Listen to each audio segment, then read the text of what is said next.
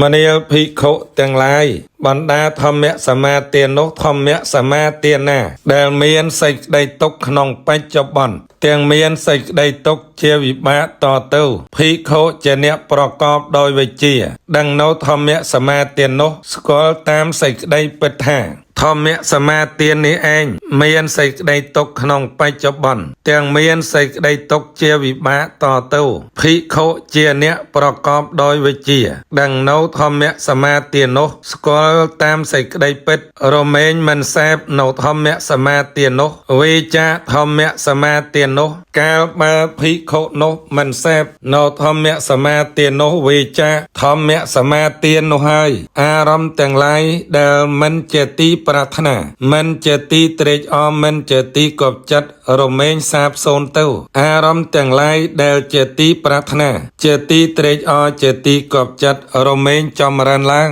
ចោះដំណើរនោះប្រហេតុអ្វីមនាលភិក្ខុទាំងឡាយដំណើរនោះព្រោះភិក្ខុជាអ្នកដឹងតាមពិតរមែងដូច្នោះឯងមនាលភិក្ខុទាំងឡាយបណ្ដាធម្មសមាទានទាំងនោះធម្មសមាទានណាដែលមានសេចក្តីសុខក្នុងបច្ចុប្បន្នតែមានសេចក្តីទុកជាវិបាកតទៅភិក្ខុជាអ្នកប្រកបដោយវិជ្ជានិងធម្មសមាទាននោះស្គាល់តាមសេចក្តីពិតថាធម្មសមាទាននេះឯងមានសេចក្តីសុខក្នុងបច្ចុប្បន្នតែមានសេចក្តីទុកជាវិបាកតទៅកាលភិក្ខុជាអ្នកប្រកបដោយវិជ្ជាដឹងនៅធម្មសមាទាននោះស្គាល់តាមសេចក្តីពិតទំព័រ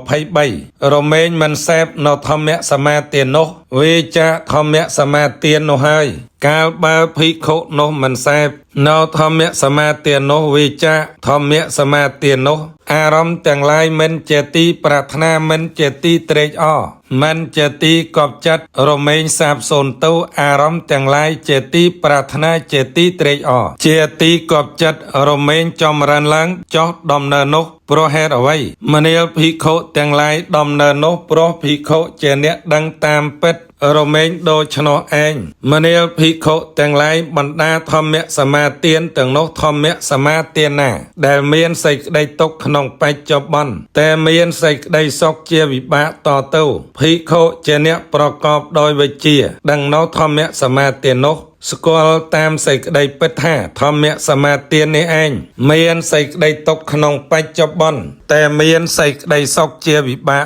តទៅភិក្ខុជាអ្នកប្រកបដោយវិជ្ជាដឹងនៅធម្មសមាទាននោះស្គាល់តាមសេចក្តីពិតរមែងមិនសេពនៅធម្មសមាទាននោះវាចាធម្មសមាទាននោះកាលបើភិក្ខុនោះមិនសេពនៅធម្មសមាទាននោះវាចាធម្មសមាទាននោះហើយអារម្មណ៍ទាំងឡាយដែលមិនជាទីប្រាថ្នាមិនជាទីត្រេកអរមិនជាទីកប់ចិត្តរមែងសាបសូន្យទៅអារម្មណ៍ទាំងឡាយដែលជាទីប្រាថ្នាជាទីត្រេកអរជាទីកប់ចិត្តរមែងចម្រើនឡើង